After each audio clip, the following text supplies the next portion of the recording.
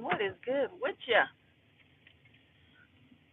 So I'm coming back live and direct from last night. Now, I had to go ahead and delete the live stream that I did last night. And let me tell you something. I had some jazz music playing in the intro to the live, right? Some simple jazz music, free, non-copywritten music playing. Let me tell you how sensitive YouTube has become before I even get into the discussion. Free, non copywritten music I had playing last night just to add just boost up the level of the live, right? And I look on the dog on my doggone YouTube pages, the the YouTube studios, copyright strike, copyright strike off of free copywritten music. How you get a copyright strike off of free music that you can get? So y'all got to be careful if you use music on your live streams or whatever. They hitting you hard. I said so. I deleted the live basically, and it was a good live. And I said I was gonna come back today, um, because we were gonna go on a field trip today. But me making the live today, and I had to delete the live from last night. It kind of it won't make any sense to people. They won't understand it if somebody just randomly views this live. So I'm just gonna give a brief uh, explanation or just a brief description of what was talked about in the live last night. And I was talking about basically my spiritual awakening, right? And on my journey of my spiritual awakening, I have ran from demons, been shook. Um, the first experience I had, I wasn't afraid at all. I don't know why, but I wasn't. And y'all can go in my archives and listen to that testimony.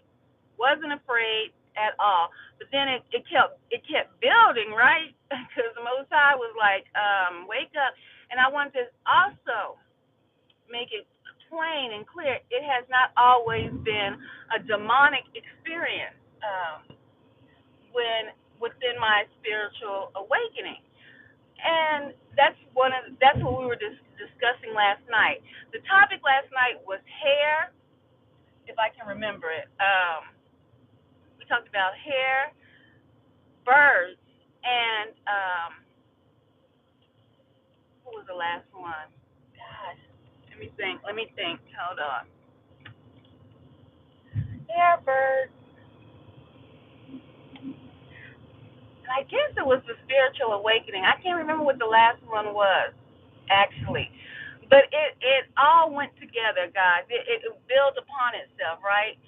So because hair is part of your antennas, so to speak, to communicate, with the Most High God. A lot of people believe hair is very, very powerful, and so I built upon that, and we moved on to the spiritual awakening. And then I was telling you guys how I got, moved, shook, bumped by an entity that I could not see, being able to smell the presence of a demonic entity. And these are different levels, okay, guys? And then I had told you guys the bell has dropped. So the majority of people who can't. Hello, Tanya. Oh, Tanya, you was there last night. I had to delete that live last night. I got a copyright strike.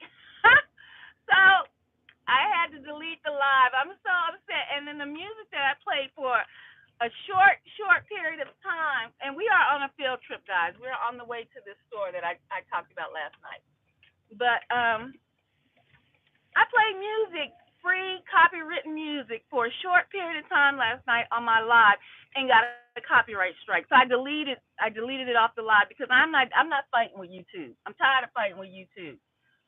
They mess with everybody, and I'm tired of fighting with them. So I'm just gonna have to either pay somebody to make me different types of music and own the copies to the music.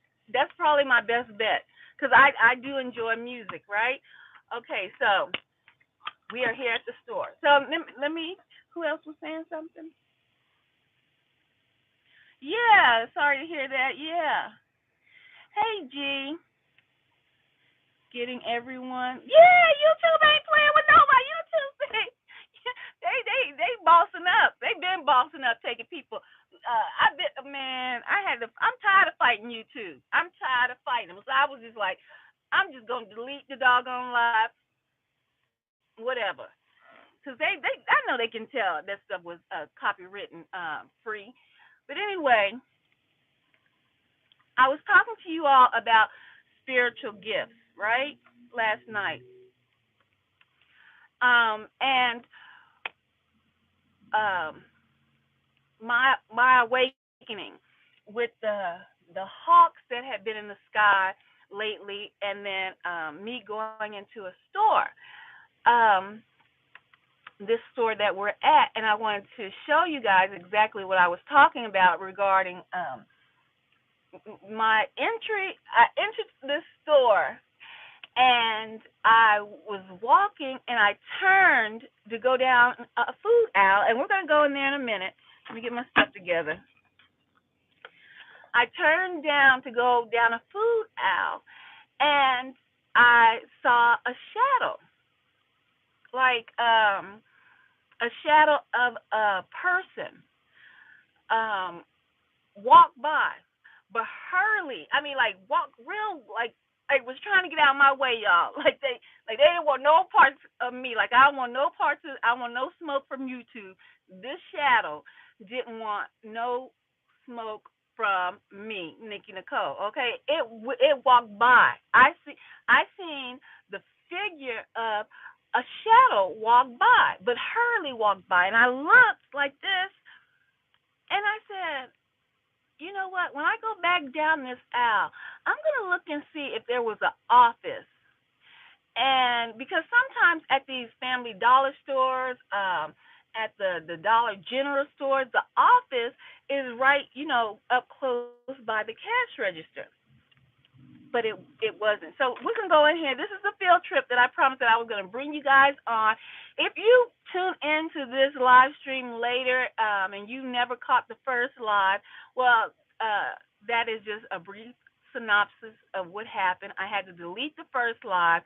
I think that live was about an hour long, and because of a YouTube strike. So this is kind of short. It probably won't make any sense to a lot of people. But here we go. I'm going to turn off the car. The audio is going to shift for a minute, so y'all bear with me.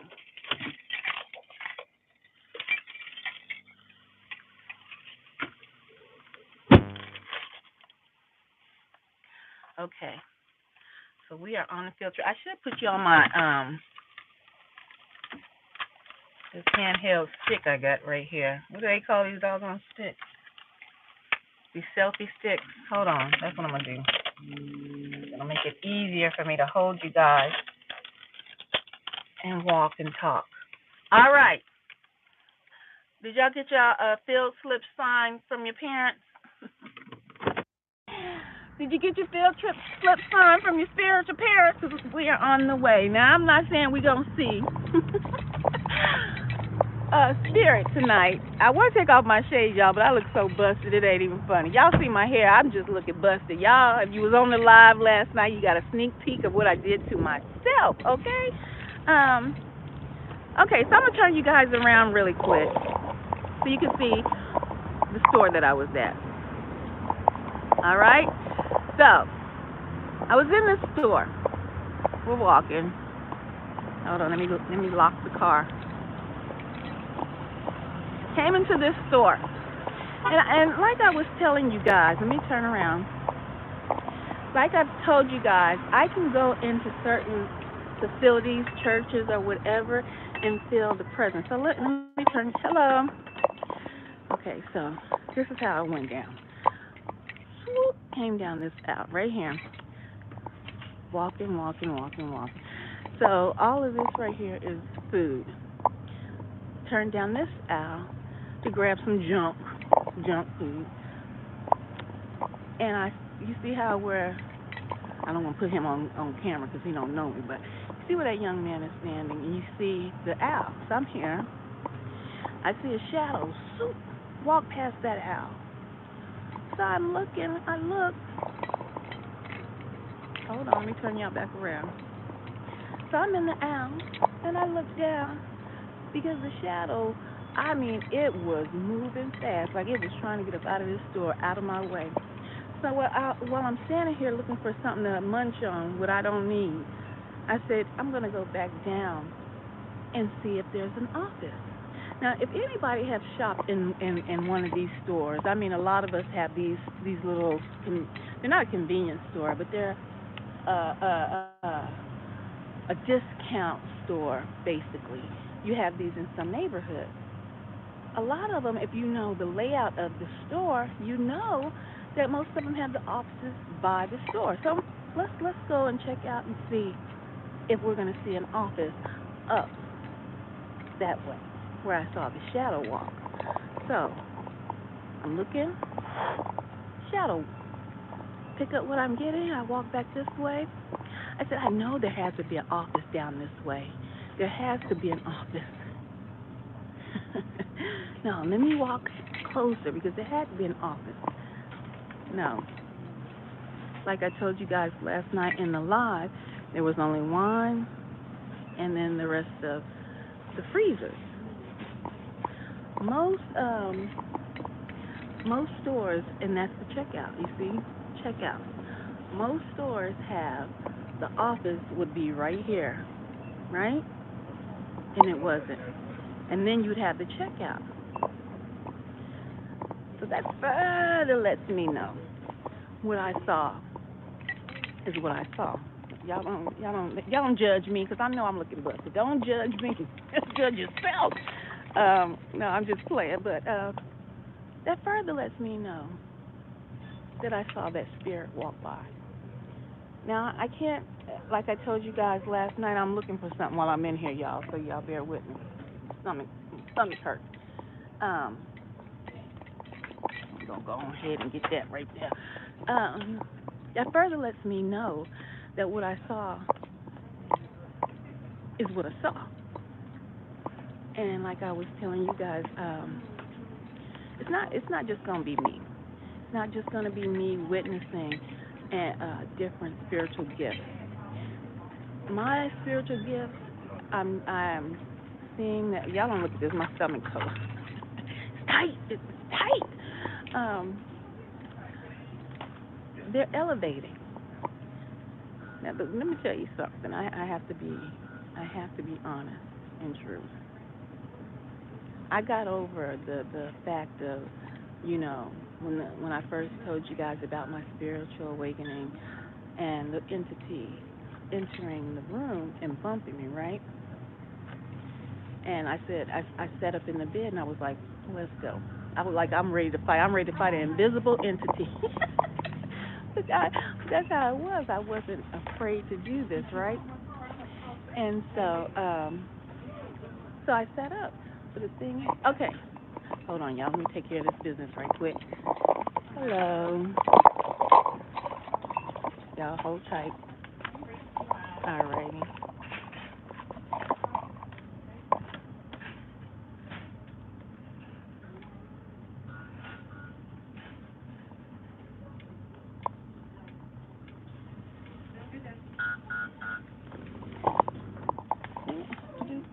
Thank you. Y'all store is built different. Don't the offices usually be right here?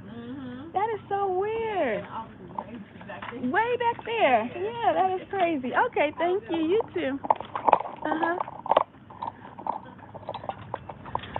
So, yeah, I had to ask the question just to confirm. that the offices are normally up by the register. But go ahead. I'm going behind you, Jeep, Mister in the Jeep. I'm going behind you. I'm way back here. Okay. Hold on, guys. I gotta get situated back in the car. I'm gonna wrap this field trip up. Listen, you don't get your eyeballs off. You don't take your eyes off of me. Look here. Let me tell you something. Let me. Now this man right here has sparked another conversation I'm gonna have with y'all. So this is gonna be like a two-part. Let me see if y'all said anything. Girl, I had followed you anywhere. Girl, I'd follow you anywhere. Well, that doggone spirit, it got the heck up out of Dodge, okay? Let me tell you, who is that? To me, child, too mean, maybe enough. Yeah, I remember you on the live one time before. So, yeah, y'all seen the store. This is the store. Let me flip it around. This store right here. And I asked the question, and I hope, let me turn this back around. I hope that you guys heard when I asked the clerk, your offices are normally up front. I wish I know what this land was before, but I can't say, because this is new. This is fairly new, this area. So this land, all land has history. You know what I'm saying? And that's what we were talking about last night on the live when I was explaining to you all about death, and I got into that conversation and my experience with that, and how an empath is actually a switch is actually turned on with the empath because of trauma. Okay, that makes us extra heightened. Our senses are heightened also to our environment. Okay, and then and along with the awakening of the Most High. So, like I said, when I went to that store and I saw that spirit, and I actually saw, not like I've done in the past when I was a young girl coming through, I always would see glimpses of like a shadow. But I'm saying I don't know if but you may have heard of people say they see something out the corner of their eye, and you turn around, but we don't pay attention to it. People say things. I've heard people say that it's an entity or it's a ghost when I was coming up, but I didn't. I blew it off. This was not the blur. This was a full, like this person walking here. Y'all see this woman? The shadow that I seen was full body like this. Let me turn around the old girl. The shadow was full body, legs, arms, like that, a full body. But I couldn't see like a facial feature. It was a shadow, literally, that walked by. An entity literally walked by in that store, and that's why I said I'm gonna go back in here and y'all gonna have this field trip. So that was y'all field trip to see, and I wanted to show you guys what I say was true. There was no office. And the offices, with how these stores are built, are normally up by the stores, right? I mean, by the register, the checkout. So we're going to move on because it's going to be a quick chit-chat before I get off of here. Like this man that pulled out, that was driving a Jeep. Today I gave a young man a ride, right? And he said, a high schooler. I was like, let me make it plain. He was a high schooler. I gave a high schooler, teenager, a ride. And he asked me, he said, can you stop at the store for me? Because he was going somewhere else. And I was like, yes. I'll stop here. So it was at like a little corner store, like a 7-Eleven, something along those lines. And so I stopped at the store. And so I'm waiting in the car, and I wasn't born. What they say, I was born at night, but not last night. Okay, I was born at night, but not last night. Okay, little young guy, so handsome, so handsome young man. So he comes out the store, and I'm looking at him. I'm trying to keep file my nails down there. Y'all like how I filed them down? They square beards. I'm talking square. I'm sitting here filing my nails, and so I'm like, why he's standing by the store door? He's not coming to the car. And so I look at him. He goes, 1 minute, like that. And I'm like, okay.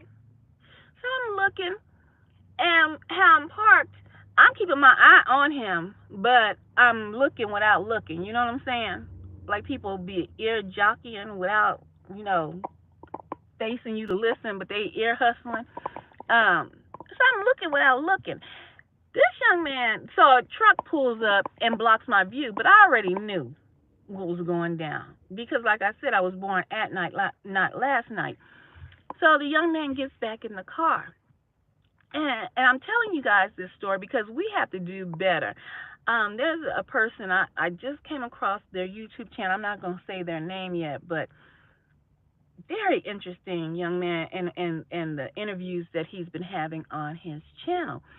And but anyway, I don't want to get off track. We all know across the YouTube, social media platforms, because it's been one of my biggest pet peeves, is the degradation of black women. It's been my pet peeve. The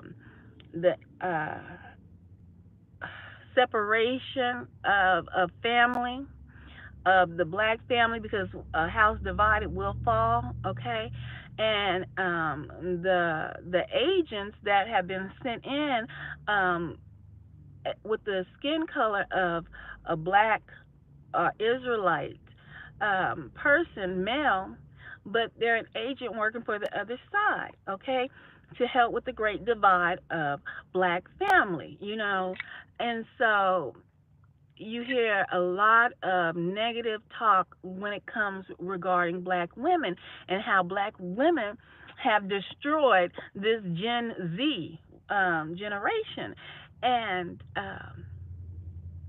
so that's been my pet peeve, because we, as men and women that have birthed the generation that is here now, we need to take accountability on both sides, but everyone wants to put the accountability on the black woman. Just like every time you hear a conversation regarding sin and anything that happened in the world, only Eve, we know Eve was tempted, but we don't hear that Adam didn't stand up and was pointing the finger and he was like a simp. You know what I'm saying? He was a simp boy. But we don't look at the whole when we look at the picture of the breakdown of family, right? Okay, so back to the young guy. So the teenager gets in my car, the little handsome young teenager. He gets in the car. So I'm driving, and in my mind, I'm thinking, I'm talking to myself in my mind. I'm like, I gotta talk to. I know I'm not his mama. I know I'm not his mama, but I gotta say something.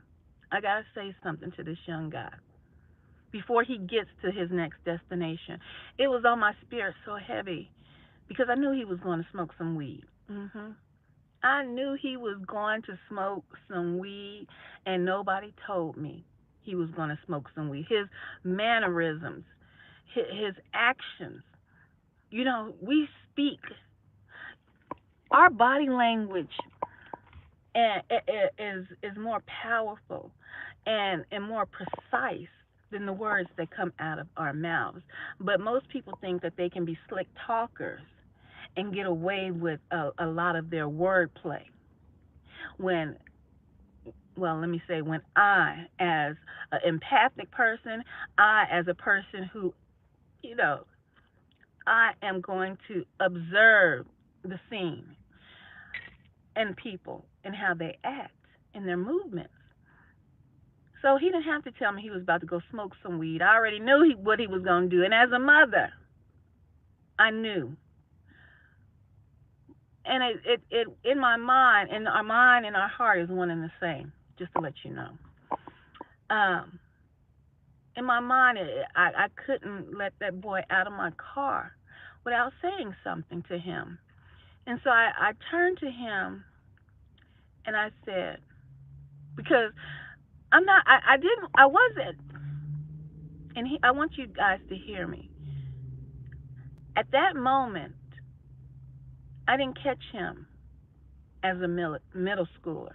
I didn't catch him before he has first started smoking weed, right? I caught him where he's at. He's already participated in smoking marijuana. So I'm not going to be like Nancy Reagan. Whack is, what was the slogan? Crack is whack and stupid stuff like that that will not reach the youth.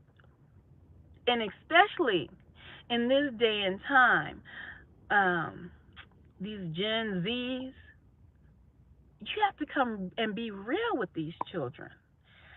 And just like my parents at particular times in my life were real.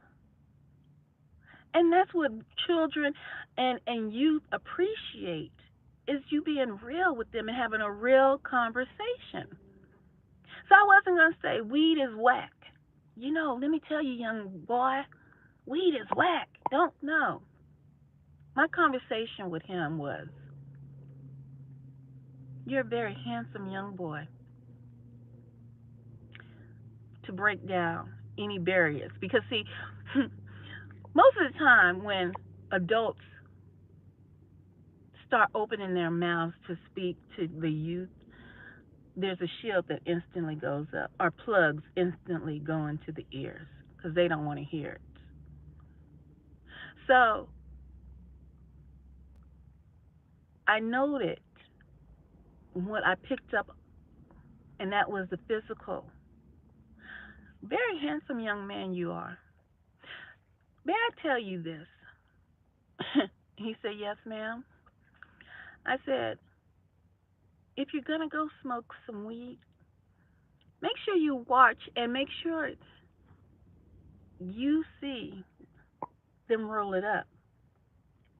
His eyes, his eyes opened so wide because, see, that wasn't what he was expecting me to say. His eyes open. Yeah, make sure you watch them roll the weed. Don't smoke anything that's already rolled up. You know what this young man told me? Because I broke the walls. The communication lines were open. He was there. We were on the same playing field. So he was ready to communicate. This young man told me, well, no, I'm good. I'm good. I get my weed from my dad. I didn't do all that at that time. This young man told me, I'm good. I'm good. I get my weed from my dad. My heart sunk because dad is trying to be cool. The boys in high school, you get your in my mind, you get your weed from your dad. I show no shock, no disgust in my face because I need to.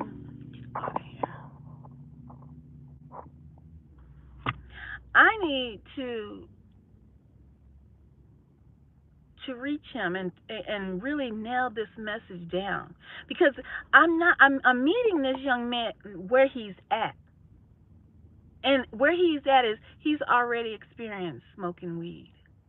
So I can't tell him weed is whack. Stop smoking that weed, young boy. Mm-mm.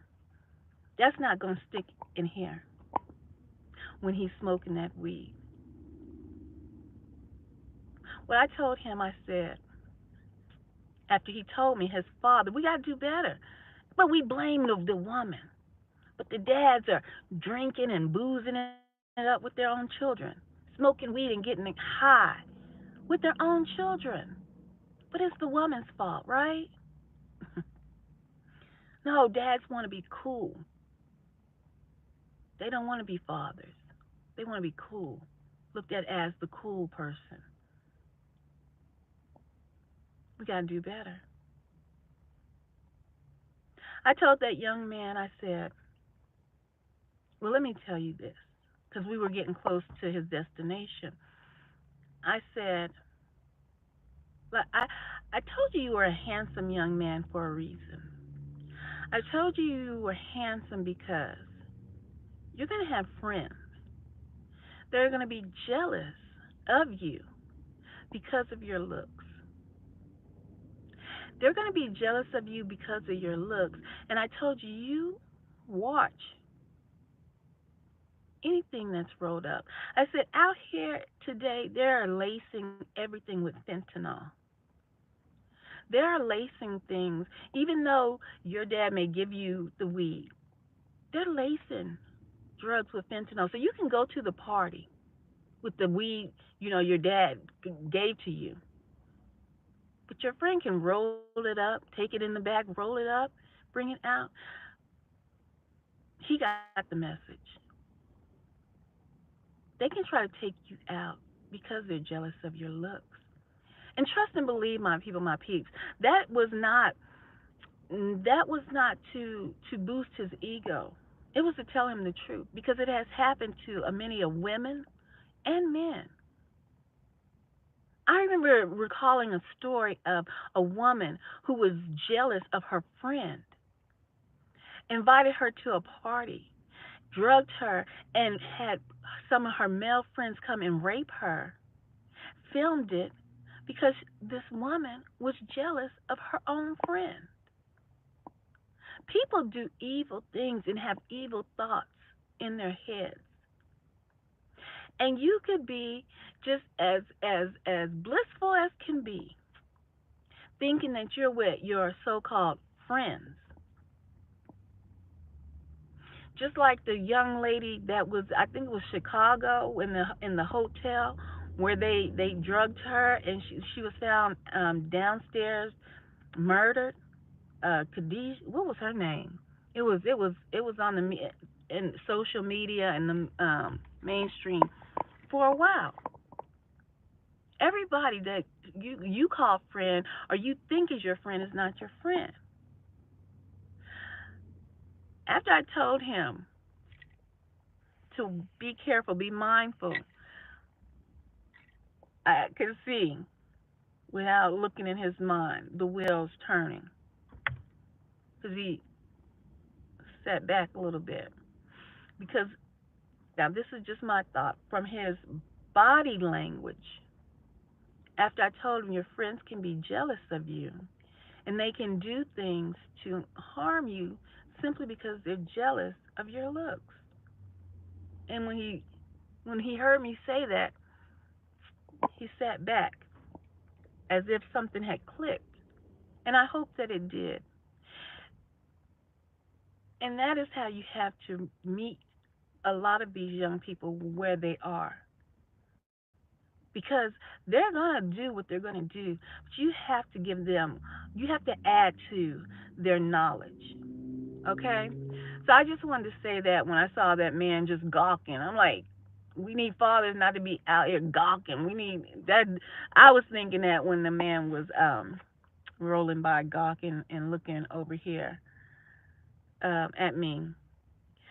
But I was going to mention a young man that I saw him. He has done builds and interviews on YouTube. And he was talking about, he had an interview, I can't remember who it was. I mean, he's been interviewing some very powerful people, uh, making changes in the community and in the world. Um, and he was saying the ultimate build is female and male, male and female. the ultimate build when you're building something. And because who was, I cannot remember the person. If I find the interview, you know how I do. I probably won't be today, but later down the line, I'll bring it. We'll talk about it again. He said, "Look at this. I'm not gonna do it. They're not gonna take it. They're not gonna knock me off my block." um, I gotta, I gotta. This guy just rolled up and just sat there, y'all. Just sat there with his head down. What do they be looking at? I mean, I know it's their phone. I know it's their phone, but so we just gonna look at him. Y'all just look at him while I talk. This don't make no sense. Let's see how long he sit there before he get out the car. Cause I'm still here. I'm still right here at the store. Now, if you go back and look at this video, this car was not here. Cause I showed you when that truck, that Jeep rolled off that way. They just come, they just sit there. It's pathetic. It really is.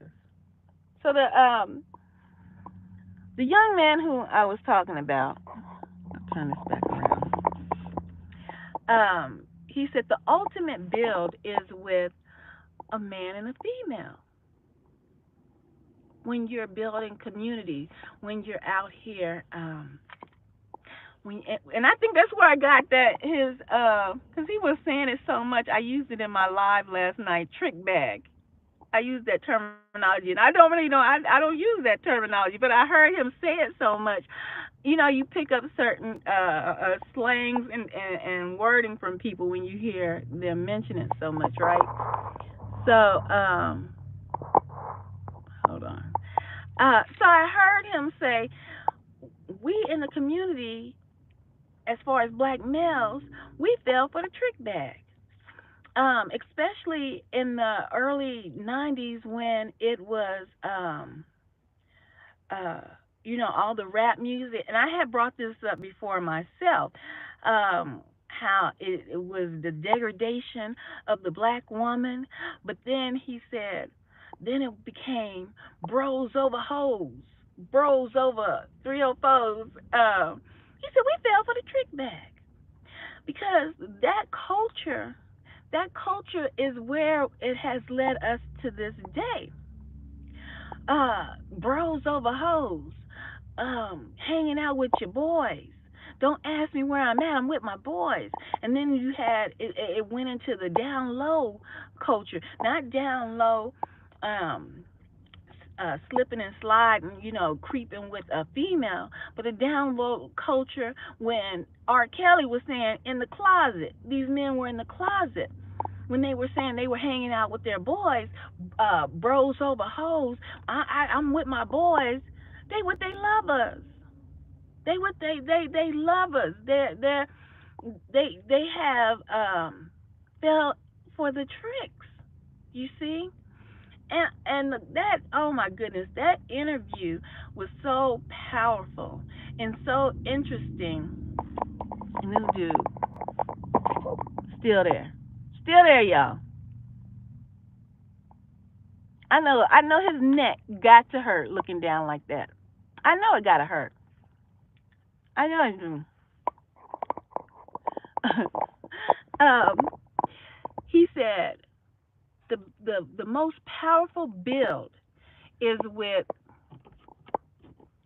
Hold on, can I turn on my light with the engine off? I ain't turned on this light, and I guess not. Does the car don't have to be on to have the light on, does it? What the heck? Anyway, Lord have mercy. He said the most powerful build is a man and a woman. And he said, think about it. Think about this. I don't think he said, I think I thought about it. If I found the video, because I think this came to my head, to my thoughts, when he said the most powerful build is with, oh my bad, I'm going to apologize. That man, he left, y'all. I'm gonna pause there. He wasn't no gang stalker. I'm sorry, sir. I'm sorry. You wasn't stalking. Because I think somebody came out and got in that car. Oh, I'm sorry. I see you. I gotta stop. See, we can be getting too paranoid. Anyway, um, so you see, I ain't gonna call everybody a stalker, but I think I seen somebody get in his car and he pulled off. So guys, look, the most powerful build, he said, is with a man and a woman, and nowadays it's um, men are building with men, and they are still on this bros over hoes mentality. They still have this mentality in their mindset, and I was like, he's right, because he then they went into families and this and that, right? And I thought about that. I said, the Most High has put, order. He's about order. He's implemented everything, how everything is supposed to be run. So if the Most High thought the ultimate build would be male, a male and a male together, well, when he selected, because there were more people on this earth than Adam. We were all called Adams, by the way, man and woman. But that's a whole different conversation. I don't know if all of y'all are ready to hear yet. We were all called Adams. And he put Adam and Eve into the garden. He chose these folks to put into the garden. He chose a male and a female to build. He chose those two to be put into the garden, to create and have dominion over this world, okay? To build. He didn't put two men in the garden, bros over hoes, you see, to build this world. Because with the testosterone and the strength of a man, they could build and do mighty things. He made balance. There's balance. You see, balance. He put a male and a female. I don't know if y'all picking that up. I thought that was very interesting. The whole interview and conversation was very interesting. It was enlightening, and but our world is so, especially in my community as a black woman, as Israel, is divided. Is divided. In Israel, men want to have a female slave. They want to put females in servitude. Yes, I said it. They want to be the white daddy. They want to have that kind of authority, that kind of power, instead of building and working with the female. And another thing that caught my attention, because I come on live and I've said, hold on, guys, it's getting dark in here. I don't know why my light didn't come on unless I didn't hit the right button. Y'all, I'll get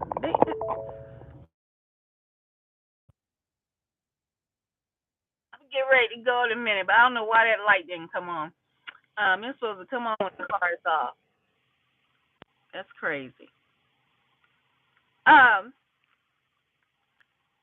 they want to be the oppressor, although they may not want to hear it. I know, if Israel men saw this live stream, they would be, oh, it's true, it's true, because it's something deep seated within them.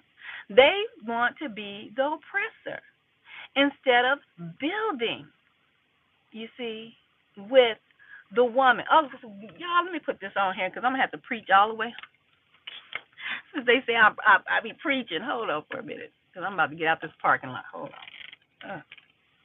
Let me get y'all off this stick. I have to. Ooh, God, give me a better stick than that. That thing be fighting. They be fighting, y'all.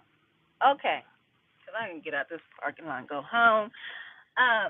It ain't gonna take too long.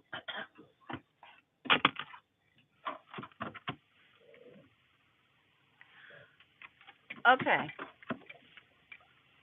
Instead of building, which if they followed the blueprint, hallelujah, the blueprint was not bros over hoes. If they followed the Most High God's blueprint, He put Adam and Eve in the garden, not Adam and Steve in the garden and said, build and you have dominion. He put Adam and Eve in the garden and said, build, you have dominion, right? And I had mentioned in a live earlier this week, and whenever I did that live about Kanye West, I mentioned, and I have always said that I am a producer by nature. By nature, I produce things as a woman. I produce children, you know, not no more. You know, those that's behind me now. That's above me now. That's behind. But that's that's part of my nature to produce. I produce meals, homes, because see, a house isn't just a home. Women put that final touch to make it a home. Okay? A producer. And when they were having this conversation,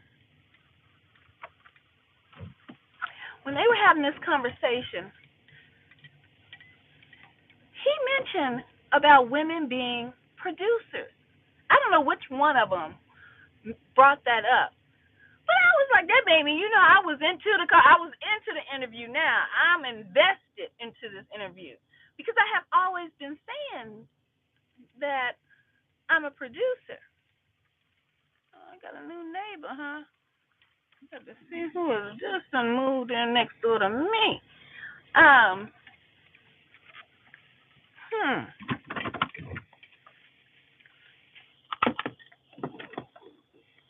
When he mentioned one, I don't know which one mentioned about women being producers. How do they know what? Did I miss something? How do they know what?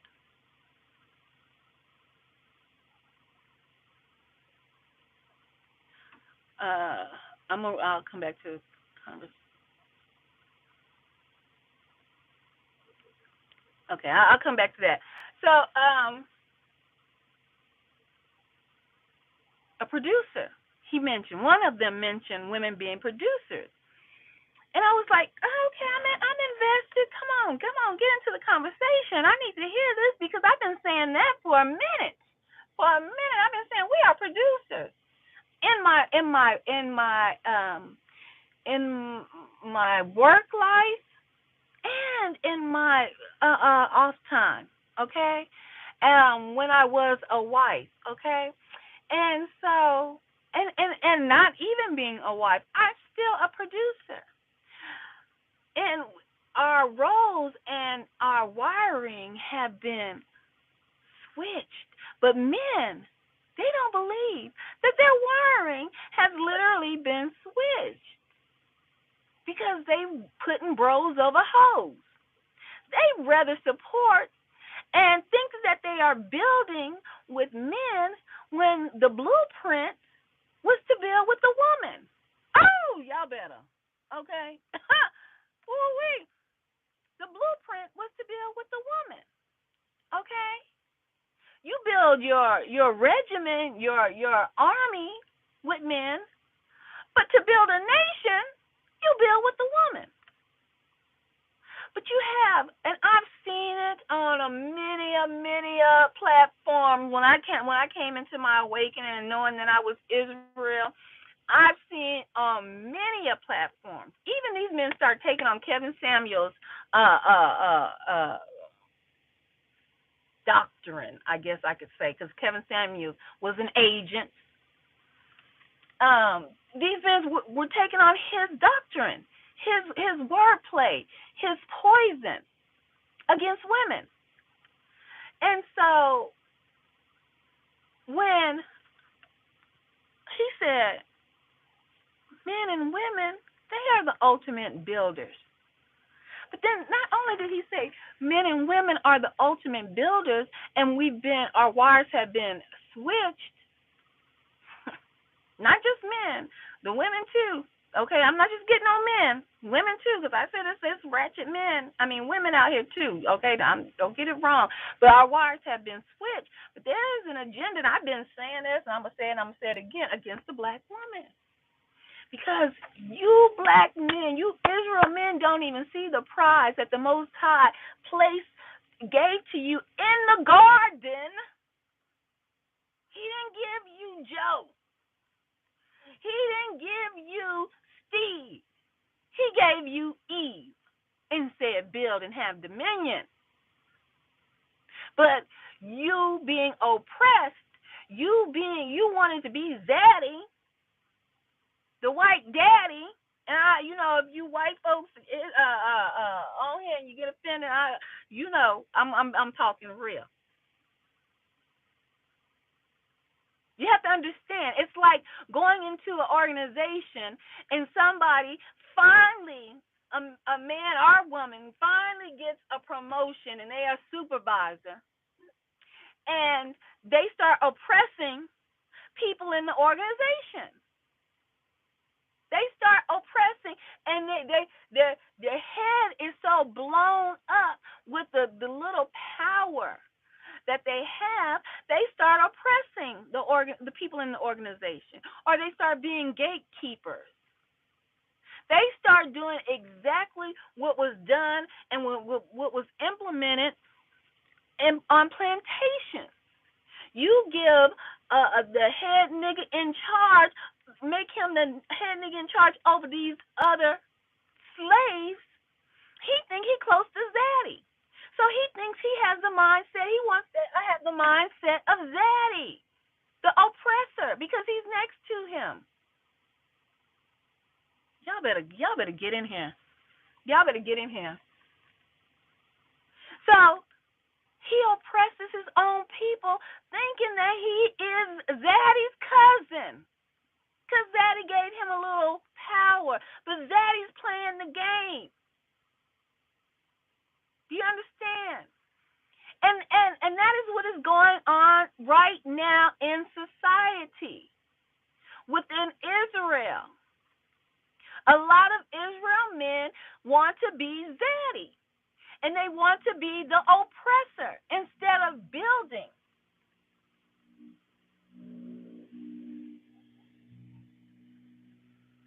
Instead of building a nation. They want to keep, I hear this all the time, the woman in the kitchen, pregnant and in the kitchen. Bring that back. But they still say that they are Israel. Let me get in here. They still say that they are Israel. These Israel men still have this philosophy, this mindset, this thinking of women, Israel women, only being good for the kitchen and pregnancy. Let me pull in here, because see, I'm on one now. I'm on one. I didn't mean to get on one, but I'm on one. Okay. Oh. I got all this stuff in the car. Lord have mercy. I'm on one. I'm gonna try to finish it up. Let me roll this window down. I'm gonna finish it up in here. I just want to come in the garage. I'm gonna finish it up in the garage. They want to be the oppressor. Israel men. They want to be Zaddy. They want to be the head nigga in charge. They have that mindset of being on the plantation. They are on the plantation of the United States, United KKK. They are on the plantation. And they have this mindset since they are Israel, and they have come into their awakening, and they have read some of these Bible scripts, but they still haven't healed themselves, you see. And they don't realize that the blueprint of all blueprints was Adam and Eve. Building. Ooh. Not Adam and Steve. Adam and Eve. Building. ultimate blueprint. And let me tell you about the men, Israel, that have this mindset that women are only good at children, producing children, cooking. When in the Bible, they cherry pick. These Israel men, they cherry pick the scriptures that they want to read to enforce their insecurities and wanting to be the oppressor over their own women instead of the builder and the partner, instead of building a partnership with their woman and leading and guiding as they should. They want to be the oppressor. And the Bible, okay. In the Bible, what is a good woman? How is she described in the Bible? If you find this woman, you found a gem. Baby, you found a diamond in the rough. They don't bring up that scripture. I can't, it's not coming to me where the scripture is found. It's not coming to me. Let me tell you, let me break it down in my own words. Because, see, the Most High God, the Bible is written on my heart, my mind. But they leave out this because they want to be the oppressor. Keep your woman in the kitchen and in the bedroom. But the Most High God didn't give you a business partner that was dumb, that can only produce children. He didn't give you that type of business partner because he told you that if you find this woman, you found a good thing. Oh, yes. You see, this woman, this type of woman that will get up and go to market. Let me tell you something. Y'all, these Israel men can understand the difference between how things were biblically and how they are when it comes to certain aspects. They know that a sword in the Bible was the weaponry of that day, right? They know a sword in the Bible was the weaponry of that day. So if we were talking about weaponry in this day, we would be talking about a firearm. You understand? You follow me? In the Bible, the weaponry was a sword. In this day and time, the weaponry is a firearm that's going to take you out, right? Right. So if you find a good woman, and in the Bible it talks about finding a good woman, and they said, and the, huh? You don't know? A gun, a bang bang. Yeah. See, that's the problem when people teach or talk upon the word of the Most High, which is a guide, a cheat sheet for us in life, for Israel. For the Most High God told you how He wants you to live so that you won't be going through half the stuff that you go through. Just like your parents told you. Let me get out this dark garage. Yeah, hold on. Just like your parents told you. Tell our hard-headed selves. Because we was hard-headed as teens. Hold on, y'all. Put y'all back on this stick because I'm going to have to. Oh, Lord, I want to take this stuff in the house. Hold on. I'm on one. Oh, you know, sometimes I get on one. Ooh, it's dark. It's dark.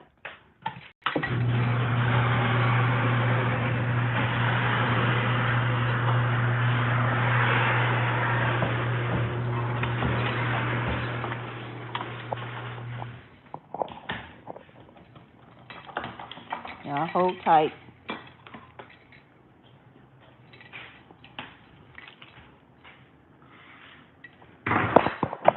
Sit y'all down real quick. So The Bible was given as a guide, a cheat sheet, if you will, of how to regulate and run your life in this world. But it was made to be worshipped and all of this and that, and made into a religion. Hold on. Made into a religion.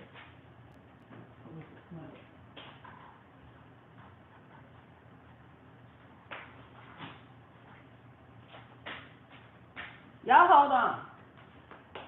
Whoever stays, stays. They'll be here to hear the message. Is this a message?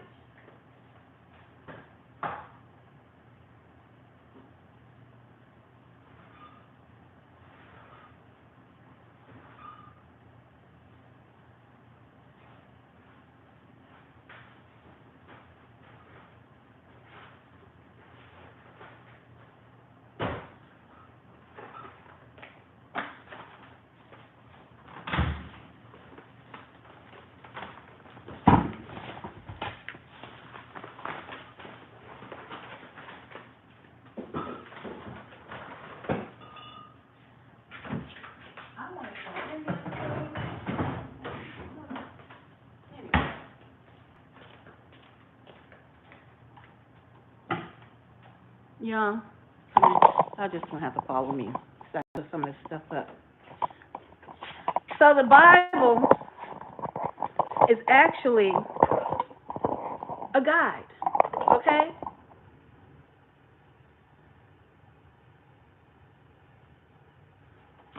What you talking about? Game stalking. Game stalking in Kansas. Should we Kansas? Wherever that is. What are you talking about? Now, I'm gonna get to them questions, because I don't know what the heck y'all own one. So, back to my Israelite men and wanting to be more of an oppressor than building with their female counterparts. They want to be a zaddy, a white daddy, okay, and have the power to oppress instead of build. And if the Bible was taught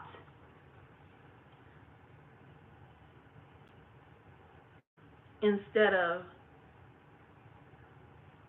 explain more along a real life experience, like I was given the example, a gun is what we know as a weapon of today, a weapon of choice in today's society. So in the Bible, the weapon of choice was a sword, right? So we know that the Most High and some of those doggone disciples had knives, a sword. Yeah, so when it's taught in church, you think they walking around just with their sandals, they flip flops, in a long, flowy garment, and they gird it up, talking about holy, holy, holy. Like they ain't got nothing to come too close. I got something for you. They had something for you. Yeah, they had something for you. Shoot, Peter showed you what he had. Peter used his sword on somebody's ear. Smooth, cut it off. Most I had to heal his ear back up. Peter, slow your roll, man. Slow your roll. See, but the Bible wasn't taught realistically. So I make that point to say this. We are here to build together as men and women, not bros over hoes, okay? Not bros over 304s. We are meant to build together. But some of the Israel men, well, you see, they pick and choose, they cherry pick because they want to be more of the oppressor than building a nation with their female counterpart. They have actually taken on doctrines of mainstream men who were female bashing of the black woman, the Israel woman. Okay? And I was saying that in the Bible, and I don't, the total recall is not coming back to me just as yet. The Bible scripture where when you find a perfect woman, it's like finding a diamond in the rough. It's like a gem. But this perfect woman, well, she's not just a baby machine, okay? She's not just a baby factory. She's not just in the kitchen cooking. That perfect woman, well, she goes to market. She has a business. Did you know that? That perfect woman is a businesswoman. Oh yeah, she has some senses about her. She's a businesswoman because she goes to market. See, the Bible says market. She gets up early. She goes to market. She makes some dollar bills, y'all, because she goes to market. She comes home. She takes care of family. She can cook. She can clean. Right? The perfect woman. But these people would have you think the perfect woman is just to be quiet, sit your tail down, go in the bedroom, get naked, get on the bed, get off the bed, get in the kitchen, cook me something to eat, hopefully shower, and go back and get in the bed. That's Israel, male's point of view when it comes to a perfect woman. And take care of this house. And go to work. But they leave out so many things of the Bible when it comes to women, when it comes to, good gracious almighty, these little flyaway hairs, this stuff got to come out. They leave so many important details out when it comes to women in the Bible. You can hear them say all day long, there were kings in the Bible. We are kings. True. There were kings in the Bible. Yeah, David, Saul. We know. Kings in the Bible.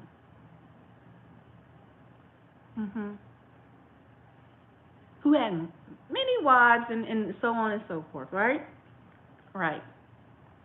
Kings in the Bible who had money, the dollar bill, well, gold.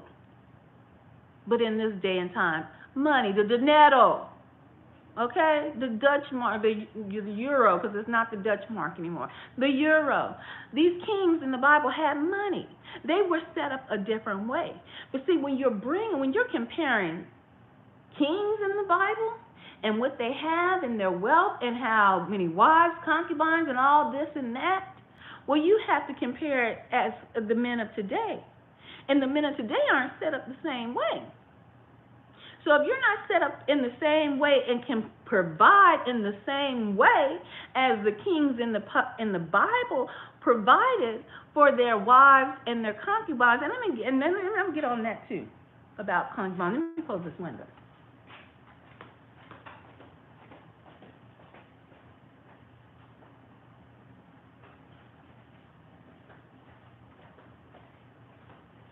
I should look up that about the perfect woman in the Bible. I can't remember the scripture. They were set up in a different way, just like the wives were set up in a different way. These Israelite men and some of these camps, they want you to fall for the trick bag. Yes, they do. I said it. I sure did. Right here on my channel. They want you to fall for the trick bag as a female. You see, the trick bag being that you're only good for one or two things. But they want you to provide more than those one or two things in this society, in this day and time.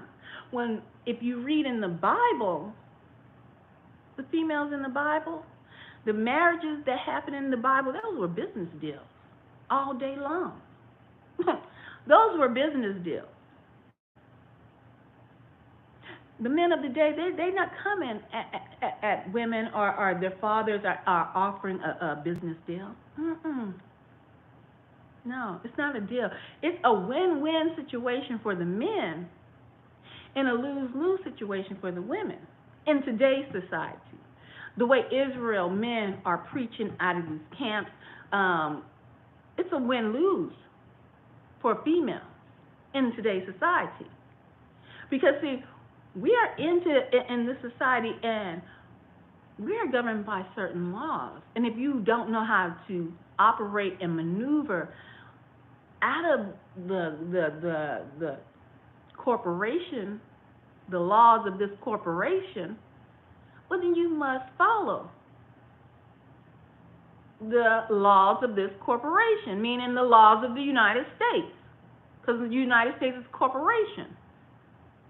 But Israel men want Israel women to fall for the trick bag and still operate within the laws of the United States, meaning they want these women to,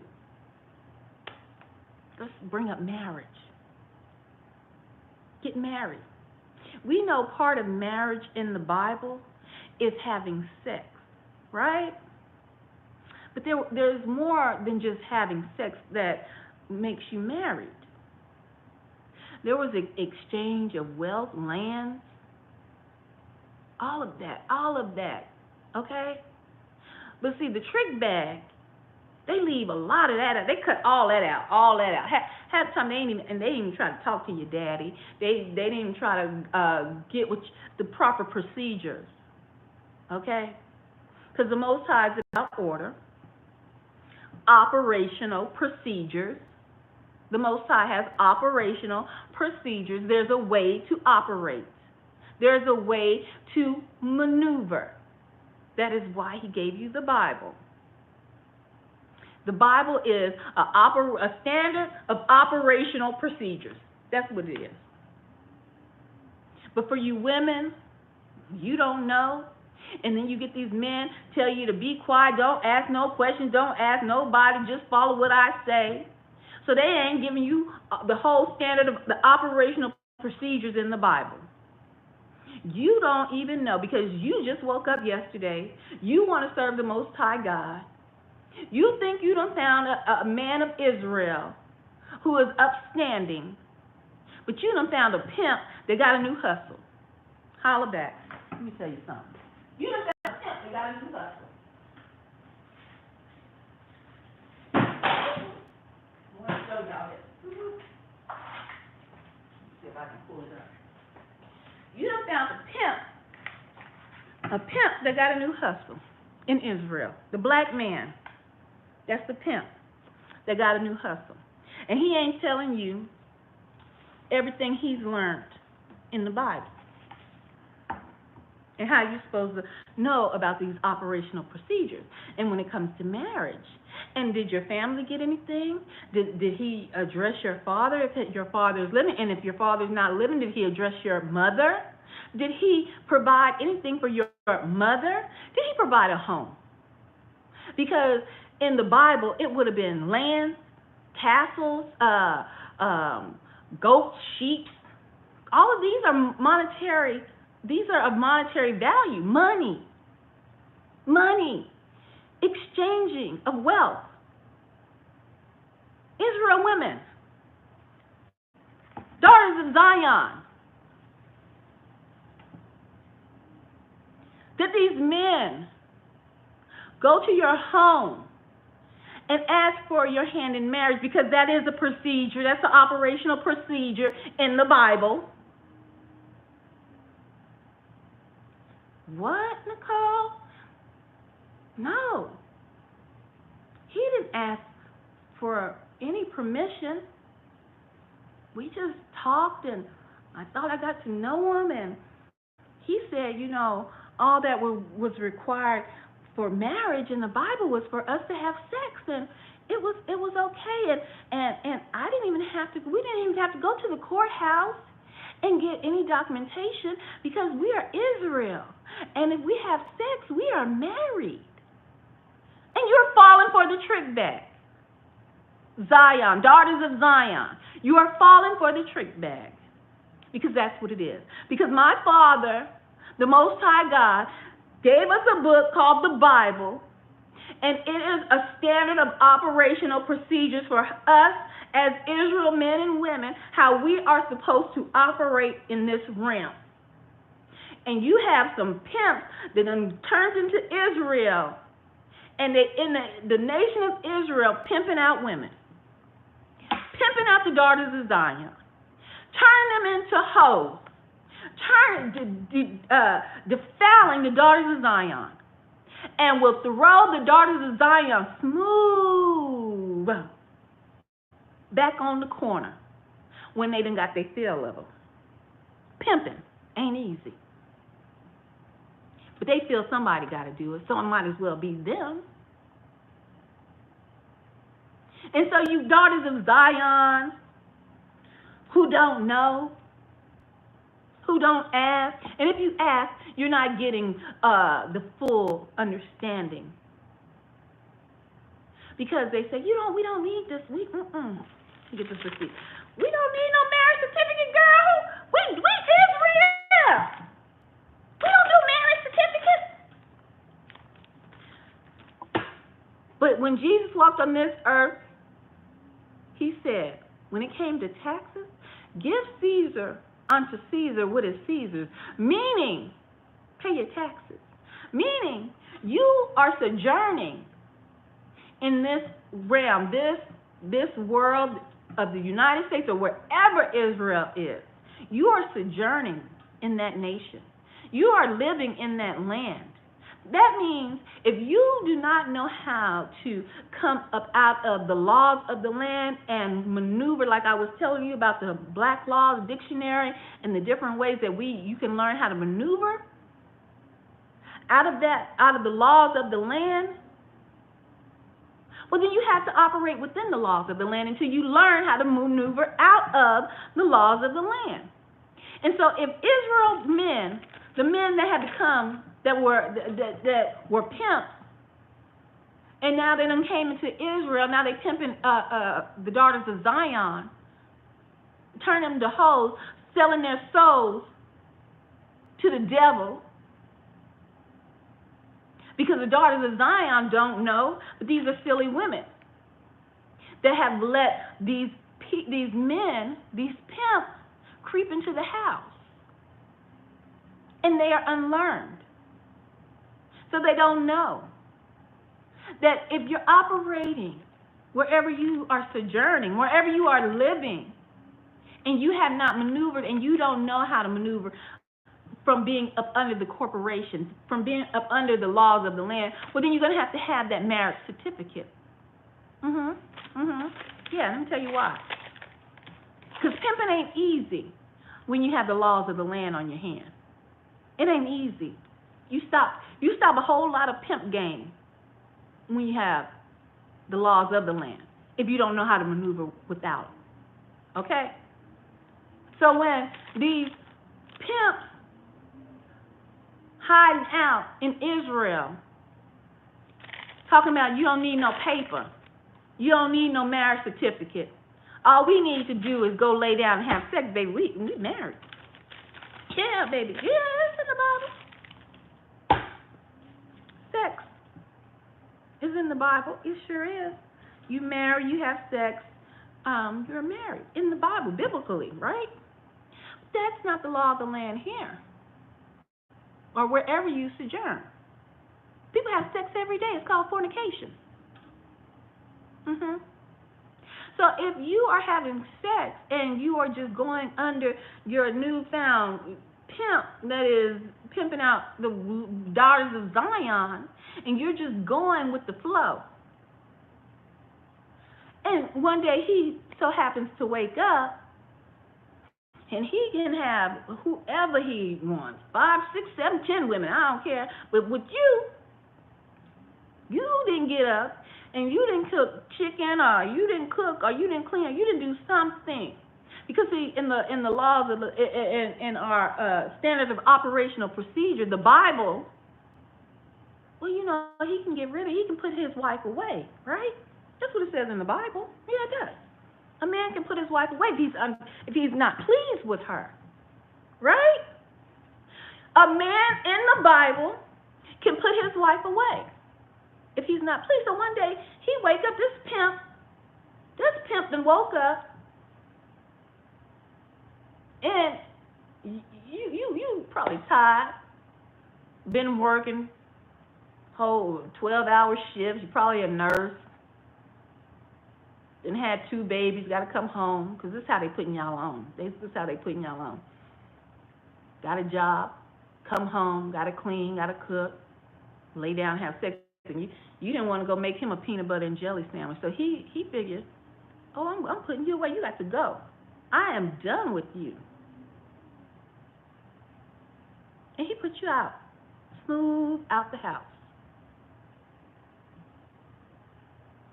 2 children, 3 children. He done put you out. You on the corner, crying, defiled. No other man is going to take you because now they're saying that you're not a virgin. So no other man is going to want you. They want to live both. They want to cherry pick, I tell you. But defile and ruin the lives of Zion women. He done put you out, sister, on the corner with your 3, 4 kids, not following the laws, the standard operational procedures that's in that Bible. Because even if he put you away, he's still supposed to put you in a home, give unto you your remnant, your food. No, these Negroes ain't doing all that. Hell, they mad if you go to child support court. If you're not a ratchet. I'm talking about upstanding women. Let's get it together because I know it's ratchet women out there. I'm talking about women that have fallen for the trick bag. Okay? And these new pimps that have taken over Israel.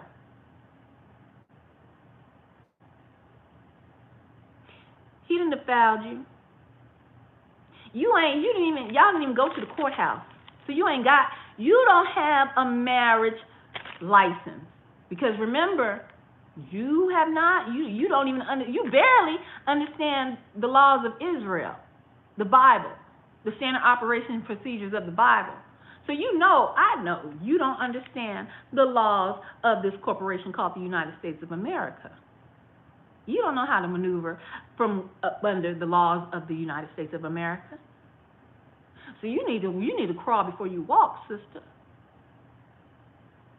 So you need to still fall and follow the laws that you sojourn in, the land that you live in. So when that Negro, the new pimp, then found him a new hustle in Israel, then he gonna have all the coochie, all the waffles, the chicken, all the women working, paying rent, cleaning, cooking. He ain't offering none of his wives and his concubines, mothers, fathers, nada for you, your precious being. He offered them nothing for you. But he's the king. And that's what he's going to say. That he's the king. But he offered nothing for your precious vessel and the soul that resides in your vessel. So he put you away because he's going to pick and choose those standard of operation procedures that are known in the Bible. He's going to put you away, and you're going to believe that. He has the authority to put you away. He done used your coochie done been run through. It's run through. Got 3, 4 kids. You out on the corner. Now you got to go down and get you some welfare. You got to get you got to get Esau. Got to get Esau involved. Got to try to fight, get him on child support instead of doing it the right way. Going and get a marriage license, getting married. Then when you get legally divorced, hey, if you don't know the laws of the land and how to maneuver from up under them, you must maneuver within them. Going and getting a proper divorce, and he knows how much he's going to pay for them children that he helped produce with you. But not knowing that, now you're ruined, and another one bites the dust. Another one bites the dust.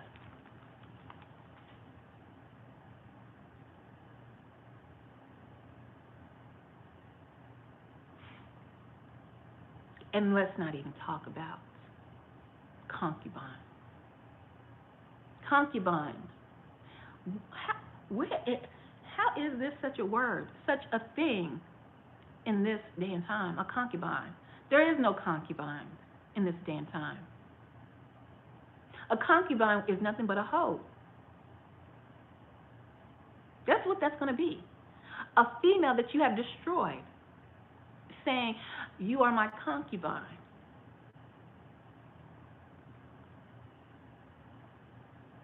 No, you are fornicating. You are sinning. Because there is no need in this day and time to have a concubine. No need at all to have a concubine. Either you do things the right way biblically, don't do them at all. But you're trying to cut through corners and draw onto you to satisfy your willing. No matter how you put it. The Most High God is about order. He's about order. Kings, yes, kings had concubines and wives. They provided for them.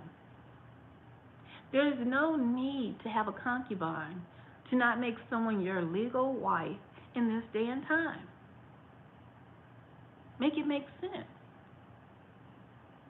Make it make sense to need a concubine in this day and time. There's no need.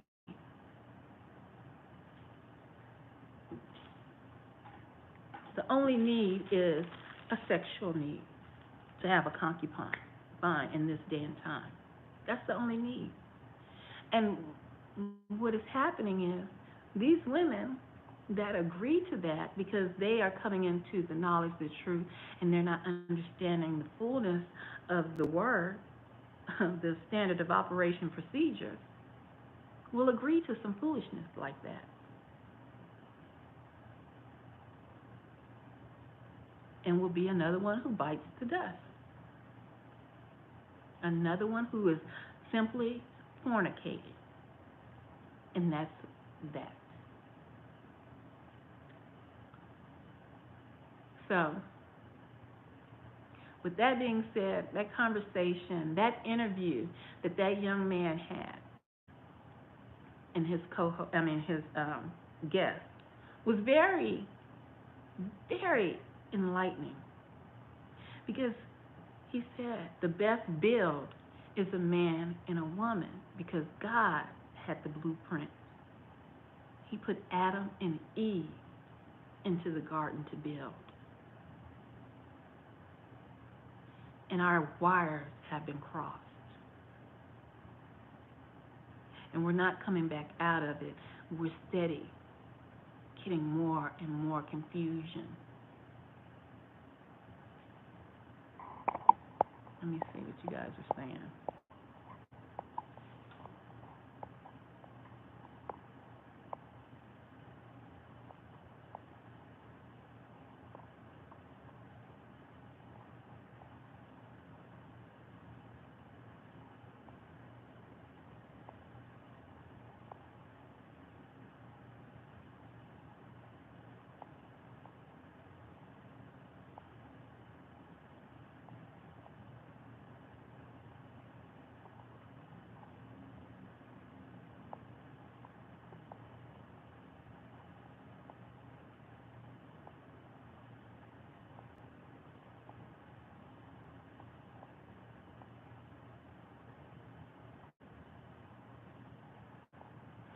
Yeah, gang stalking Savannah,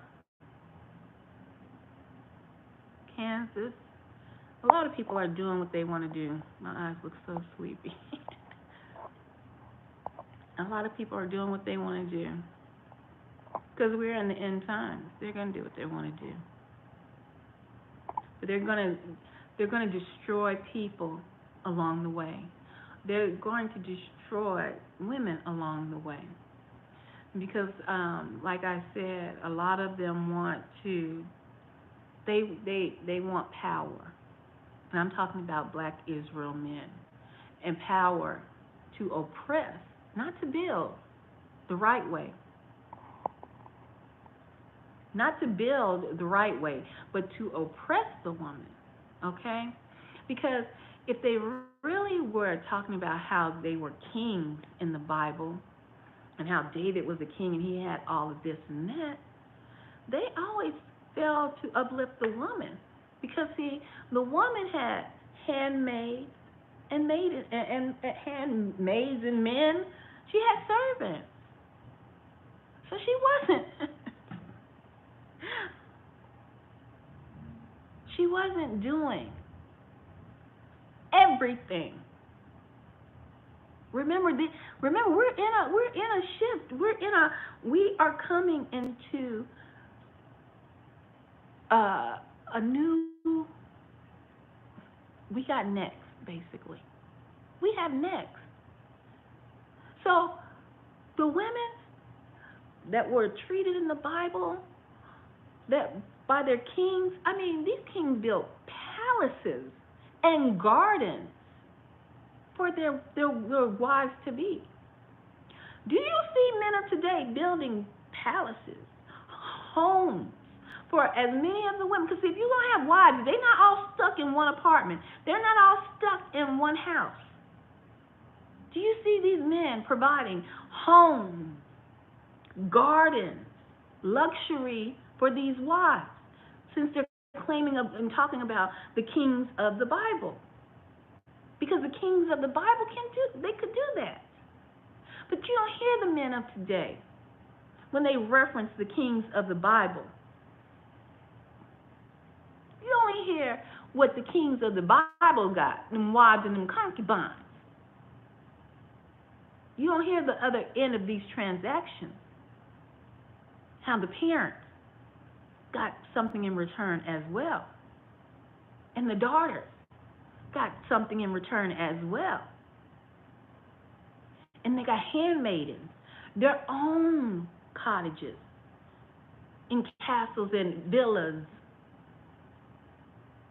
Why is that missing when you hear men, these new Israels, these new black men coming into the awakening?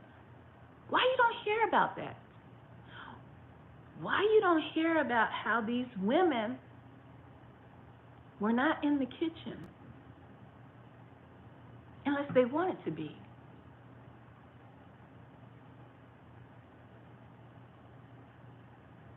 Because they were royalty as well. These women weren't oppressed by their kingly husbands. They had handmaids and maidens and servants. So they can go tell their servant, kill that goat for dinner tonight.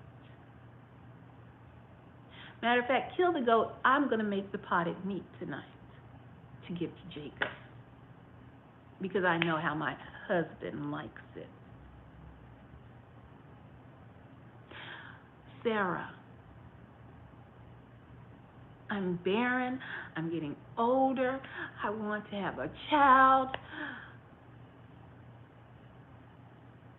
I got a bright idea. Handmaiden. Rebecca, what's the handmaiden's name? Rebecca? No, what was her name? Whatever Sarah's handmaiden was. Come, I want you to go sleep with my husband and bring forth me and my husband a child.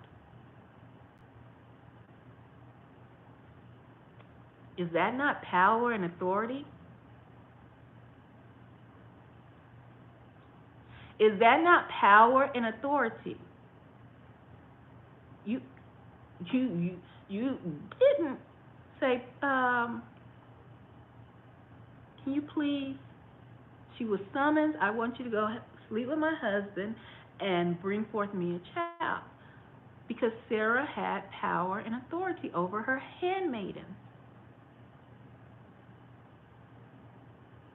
So if she can tell her handmaiden to go and lie with her husband to bring forth a child for her to have, and the child was going to be Sarah and her husband, although it came through, the name came back and it slipped me. Ah. Although it came through her handmaiden, but now there's an heir. The Most High God is watching all this, but it's in His plan. He gonna show Sarah who's God, even though she's old. He's gonna open up her womb, but Sarah still has the authority and the power in her home to have her handmaiden go lie and bring forth a child. Your cousin over there in the so-called Middle East. Those are your cousins from that transaction. So if she can tell her handmaiden to go lay with her husband, do you not think she could have told her, go fix a meal? I want the breakfast served to my husband at sunrise.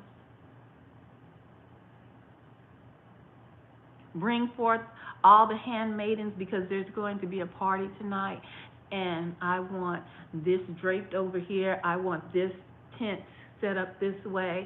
I want this. She is over the home with servants.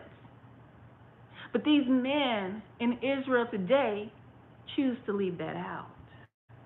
Choose to not talk about how Sarah and all of these other women who had servants, handmaids, and men, servants of their own, helping to run the house.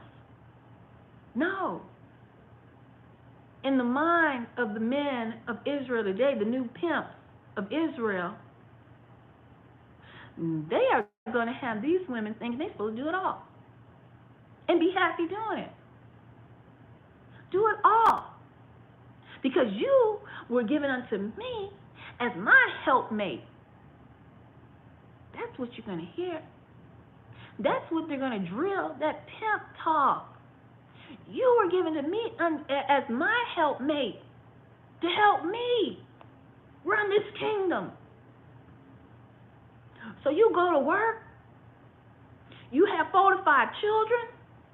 You better be up at the crack of dawn when they're crying and they're sick. You better change every last one of their pampers, wash them, dress them, comb their hair, have this house spick and span, drive them to school, basketball practice, tutor them, sew their garments. Today, in this time, in this day and age, without one single handmaiden, because they want to erase that part of the Bible. We don't want you women that are here to build with us, to build a nation, to know that you actually had help. You didn't have help from the other wives that I had. Let me make that plain. The other wives had their own handmaidens and their own servants. That's what a king does. A king can provide that. Each wife have their own home, their own properties, their own gardens, their own servants. They want to put you in a trick bag. I took oh boy fan. I'm sorry. I'm gonna have to let y'all know who I'm talking about later. I like that. They don't put you in a trick bag, women. Daughters of Zion. They don't put you in a trick bag. They want you to do it all, and you have no help. But they'll tell you, more and more wives can help you.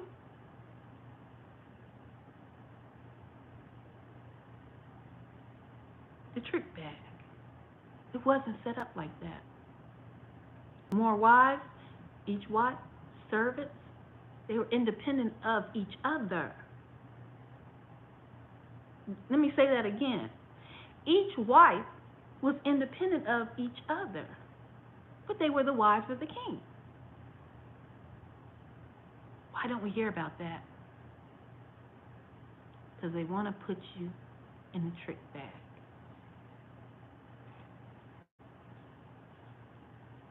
It's a beautiful thing to build a nation together with the proper balance. The proper balance. Yes, we are here to be your helpmate, not your servant. Because, see, we will have servants of our own. The tides are changing. We got next. But we may have one husband in the new life, but we will have our own lands, our own servants, our own. It's the same as in the old days, if you will, in the biblical days. They had a husband, a king, with many wives, but they had their own. They will have you think that you are going to be a servant too. Well, I don't think the Most High God, my Father, put that in the standard of operation procedure. No, you'll have your own too. Don't be put in the trick bag. The ultimate blueprint is a man and a woman building together, not oppressing one another. And I'm out, and much